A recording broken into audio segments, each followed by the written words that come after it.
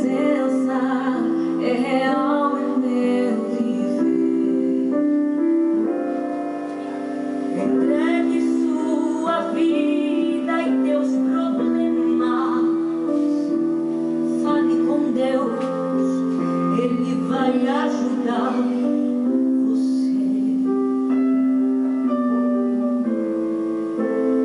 Deus te trouxe aqui para aliviar o teu sofrimento.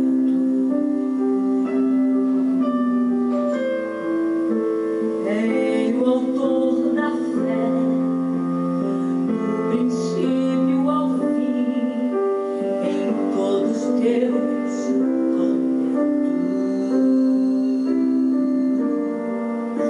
E ainda se vier noites traiçoeiras, se a cruz pesada for, Cristo estará contigo.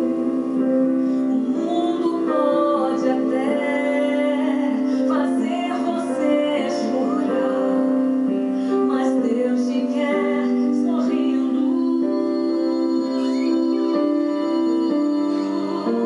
E ainda se vier noites traiçoeiras, se a cruz pesada for, Cristo estará contigo. O mundo pode até fazer você chorar, mas Deus te quer sorrindo.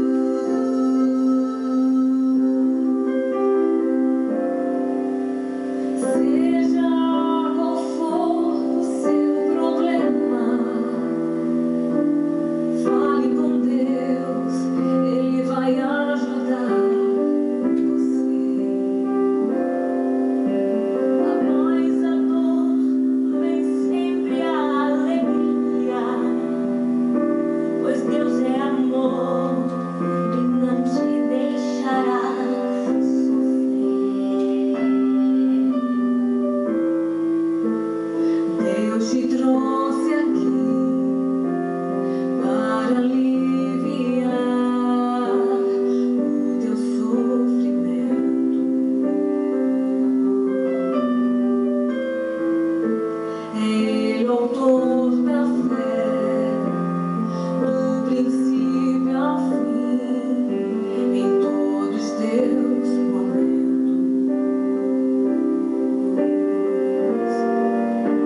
E ainda se vier noites traiçoeiras, se a cruz pesada for, Cristo estará contigo.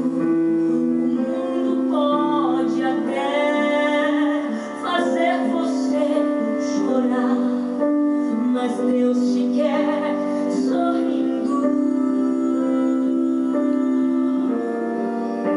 E ainda se vier noites traiçoeiras, se a cruz pesada for, Cristo estará contigo. O mundo pode até fazer você chorar, mas Deus te quer sorrindo. E ainda se vier noites traiçoeiras, se a cruz pesada for, Cristo estará contigo. O mundo pode até fazer você chorar, mas Deus te quer sorrindo. E ainda se vier noites traiçoeiras e a cruz pesada for, Cristo estará contigo. O mundo pode até fazer você chorar, mas Deus te quer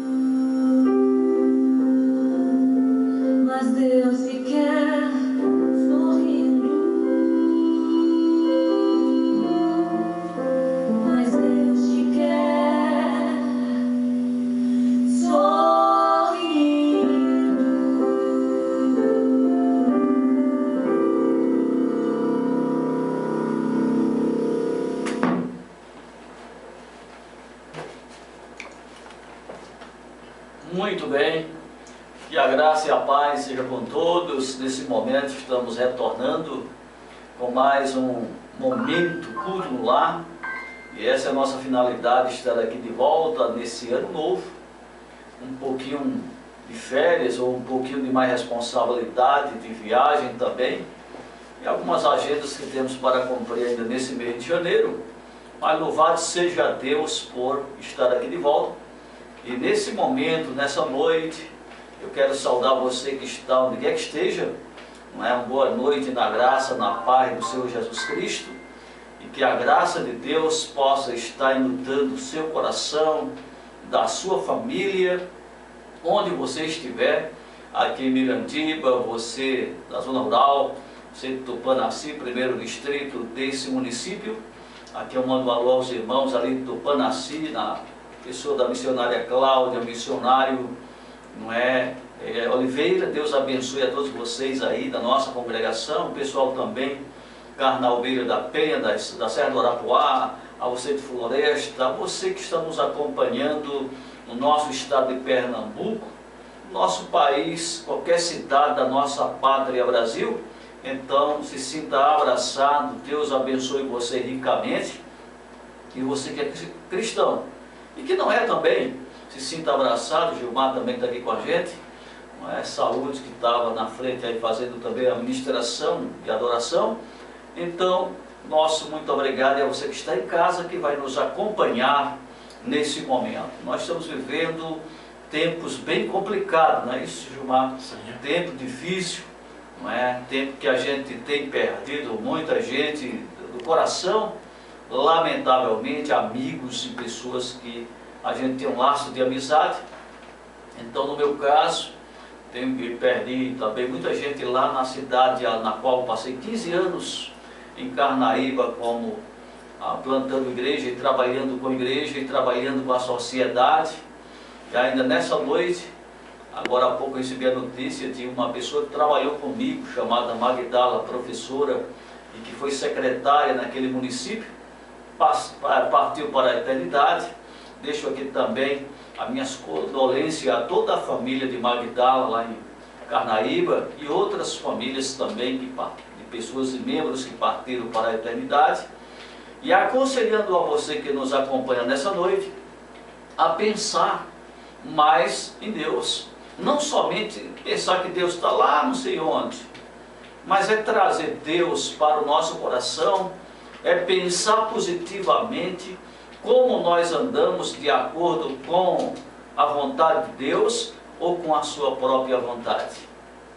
Então, pensa bem nessa noite. Quero deixar essa interrogação para você que nos acompanha onde quer que esteja. Como vai a tua vida de intimidade com Deus?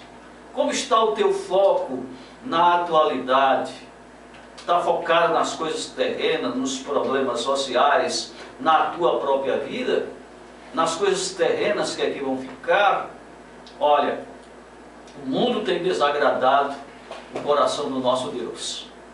E é por isso que nós estamos vivendo essa pandemia de maneira tal que pessoas partem de um momento para outro. A professora Magdala foi internada ontem e hoje já foi. E quantas pessoas também, médicos também estão indo, muitos médicos agora, né? Gente da área da saúde, da tecnologia, da ciência, né? Estão partindo. E aí? O que é que acontece? Qual o mistério disso tudo, né? Há uma grande interrogação, particularmente minha, porque uma formiga não morreu com essa enfermidade, uma borboleta, um pássaro, não, um animal qualquer, mas o ser humano tem sido atingido em cheio e tem partido dessa vida para outra. Então é um caso a humanidade refletir, parar para refletir.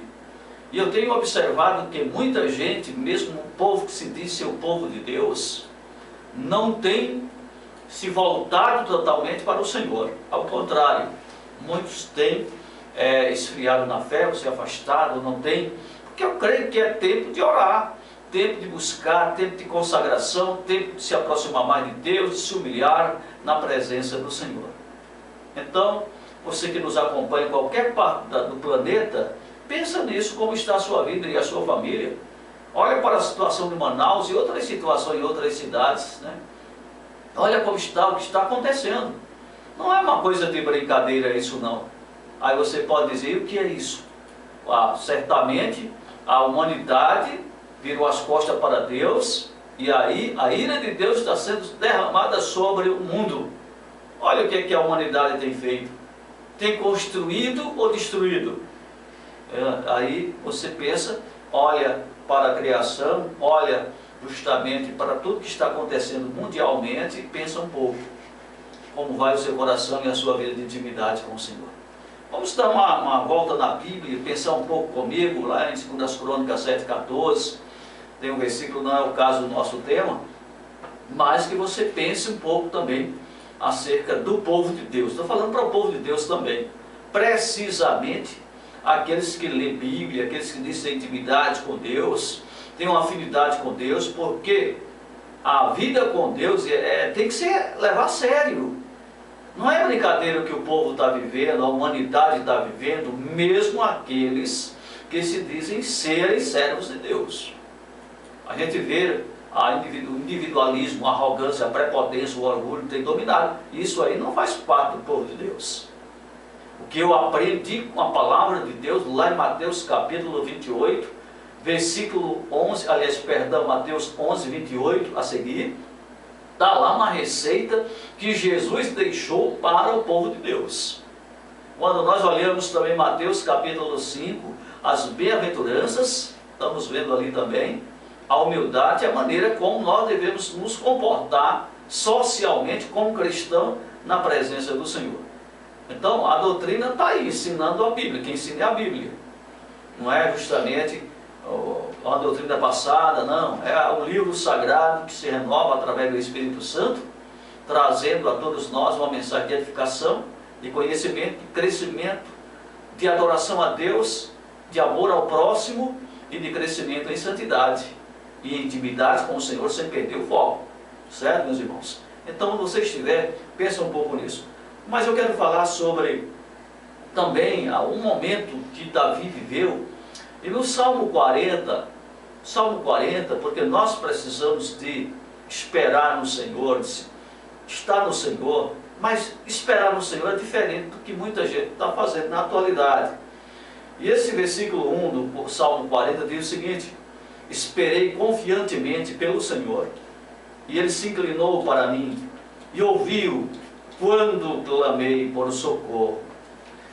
No contexto você vai ver a situação na qual Davi se encontrava, porque do rei Davi, quando eu falo de Davi, passa muita coisa na mente da vida daquele garoto, quando iniciou a sua vida, entendeu? Pastoreando ovelha, animais do campo, rebanho dos seus pais, da sua família, para manter, cuidando daquilo ali, e justamente sendo experimentado, preparado por Deus para uma missão que certamente Davi não imaginava nunca ser o que foi. Mas Deus é assim, é aquele que chama, escolhe, separa, muitas vezes aquele que não parece ser.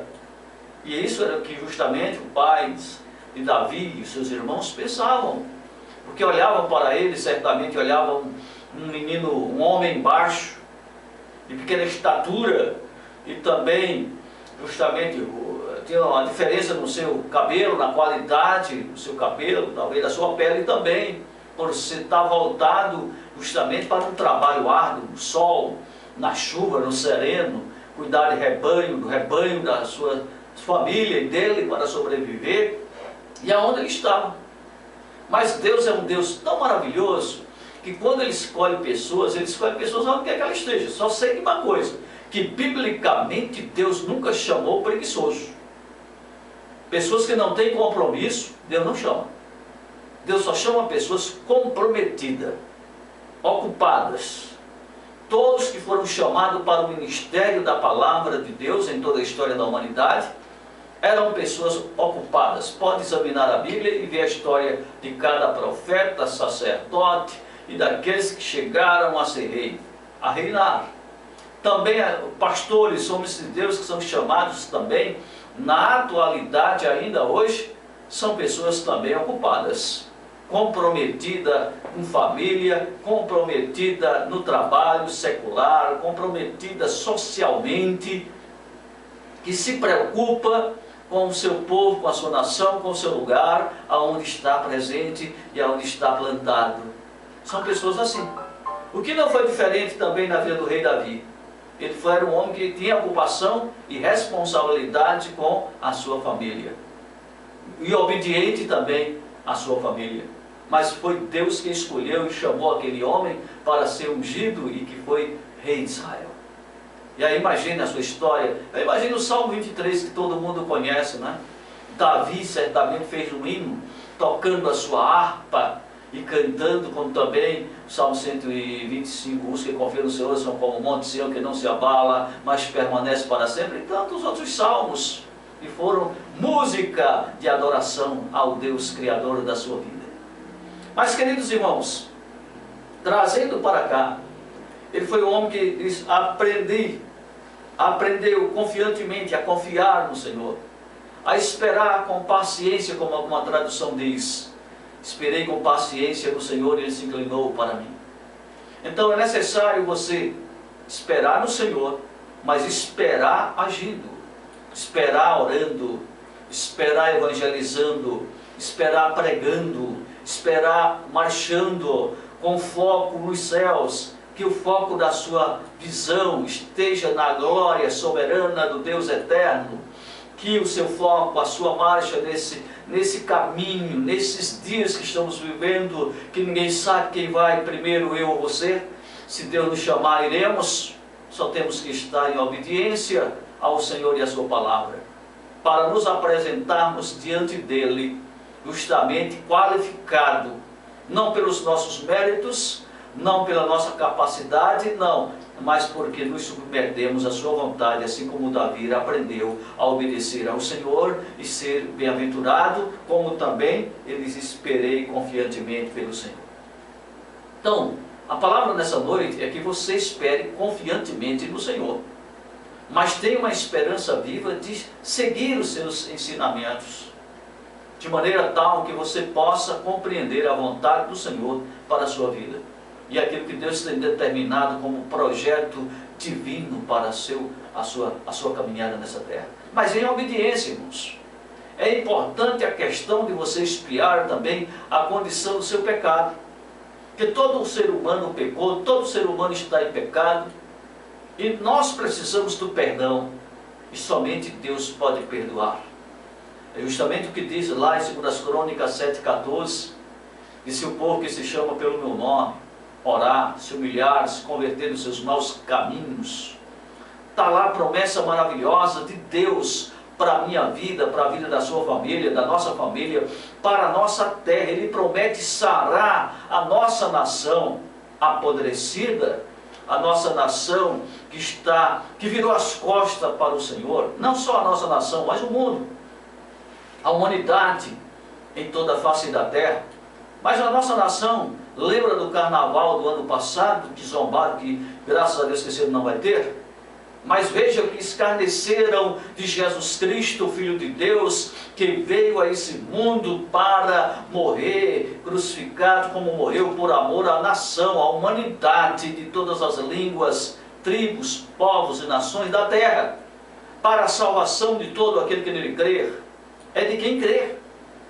Mas se há uma maioria que acredita, que se diz, né, na face da terra, mas na realidade não é uma crença vazia, é um crer com compromisso com o Senhor, é acreditar obedecendo, não é simplesmente acreditar que há um Criador que todo mundo sabe, mesmo os que se confessam, até que se dizem serem ateus, que lê a Bíblia mais do que muitos crentes, para poder ter conhecimento e falar com embasamento acerca de serem tão crentes mais do que muitos crentes, e dizer que Deus não existe.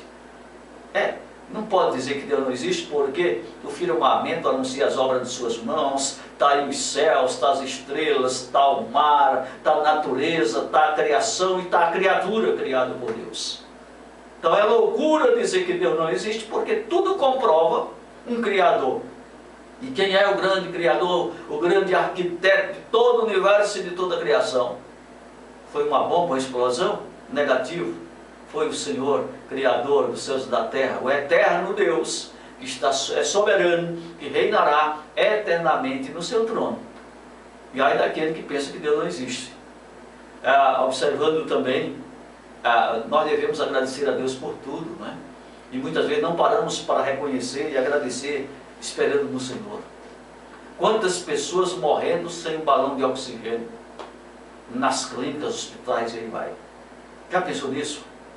Enquanto isso, o oxigênio de graça, que hoje é vendido caríssimo, e ainda há os aproveitadores do momento, os escarnecedores, que em vez de ajudar, cobram mais caro, para poder ganhar mais dinheiro, os aproveitadores do momento, e que não são seres humanos, mas que são desumanos, que não se compadece da situação dos irmãos.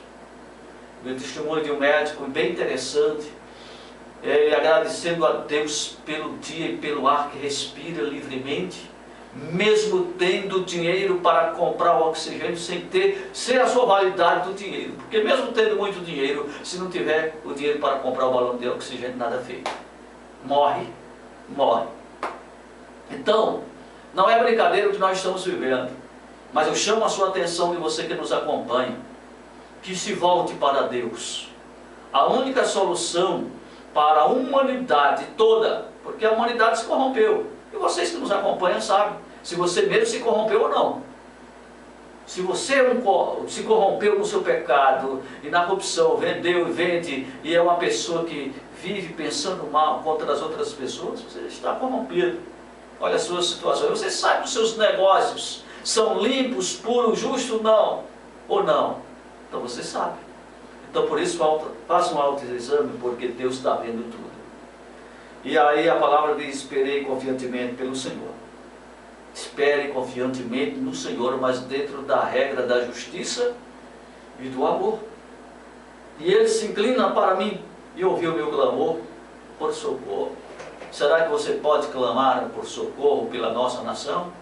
Pelos irmãos que estão partindo? Pelas famílias que estão partindo? Por aqueles que vão partir para a eternidade precocemente? Que estão indo? Por aqueles que estão hospitalizados, clamando, e sem entender o socorro, nem saber onde está o socorro. E aí, meu querido ouvinte, é importante a gente parar para pensar e clamar por misericórdia. Parece que as misericórdias do Senhor, elas se renovem a cada manhã, e elas possam se renovar nesse dia de hoje e no amanhã de Deus. Faça isso, meu querido ouvinte, aonde você estiver, se volte para Deus, busque a palavra do Senhor, se humilhe na presença de Deus, vai orar enquanto é tempo, porque o tempo é isso que você pode, o tempo é isso que Deus está nos dando, a oportunidade está dada, a porta está aberta ainda. Se você está vivo, a oportunidade de você se voltar para o trono da glória, para o Deus Criador, clamar a Ele e pedir a Ele perdão, e que Ele venha sarar, tendo misericórdia da nossa terra e da nossa família. Cumprimento da palavra. A palavra de Deus, ela é tão maravilhosa, ela se cumpre também. Isso a gente sabe que é cumprimento profético. A palavra nos diz, o apóstolo Paulo escrevendo a Timóteo, 1 Timóteo capítulo 4, versículo 1. Diz: ora, o Espírito afirma expressamente que nos últimos tempos alguns apostatarão da fé por obedecer a espíritos enganadores e a ensino de demônios, pela hipocrisia, dos quais falam mentiras e que têm cauterizado a própria consciência. E aí vai o texto. Então nós estamos vivendo os últimos tempos, os últimos dias, que Jesus está voltando, a sua igreja será tomada, os seus servos serão salvos. Mas os últimos dias, como a palavra diz, está aí dito, escrito para você, para mim, para nós, de compreendermos. O Espírito do Senhor, o Espírito Santo, conscientizando aos servos dele acerca dos últimos tempos, da maneira na qual estamos vivendo. Então, meus queridos, expressamente, nos últimos tempos, alguns apostatarão da fé. Apostatar da fé é aqueles que estavam no caminho de Jesus Cristo, deixaram e se tornaram pessoas que passaram a desacreditar, segundo elas, na fé, na palavra do Senhor. Igreja, claro, sou eu individualmente, você individualmente, é o templo do Espírito Santo de Deus. Deus tem prazer em habitar em você. Mas apostatar a fé é abandonar a fé, deixar a fé de lado, na linguagem bem que você entenda, e seguir, entendeu, os seus próprios princípios, porque foram enganados. Mas talvez você foi buscar em uma fonte que não era uma fonte verdadeiramente que ensinava a verdade. E aí você se decepcionou. E o inimigo, o espírito maligno, que justamente o espírito da apostasia, que veio para enganar, matar, roubar e destruir, leva você justamente a negar a palavra e a se afastar do caminho de Jesus Cristo, nosso Senhor. Eis aí a situação. Então, nos últimos tempos, e da fé, para obedecer a espírito enganadores e a ensinos de demônio. O demônio, Satanás, inimigo da tua alma, da minha alma, inimigo de Deus, inimigo da humanidade. É justamente esse enganador que está operando no coração da humanidade. Quantas pessoas estão enganadas mesmo, e cada dia mais cegando o vento, vedado a mente, a consciência, mesmo vendo não consegue enxergar o que está acontecendo, mesmo ouvindo a verdade que pode libertar e mudar a história da humanidade, mas não compreende, porque esse espírito enganador diz que é mentira. Porque ele é o pai da mentira, está lá em João 8,44. Pode ler na sua Bíblia e compreender o que está escrito em João 8,44. Ele é o pai da mentira, nunca se firmou na verdade.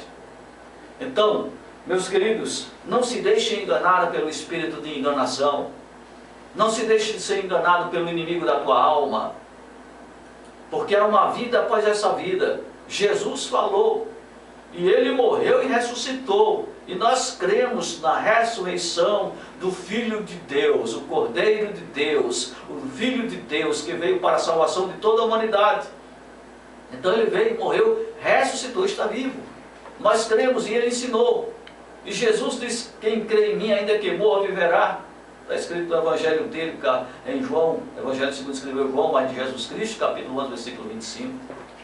Lembra daquela passagem que Jesus chegou na casa de Marta e Maria? Lázaro estava já sepultado, e ali teve todo aquele momento, justamente nesse texto que estou falando, do Evangelho segundo escreveu João, capítulo 11, está lá a passagem.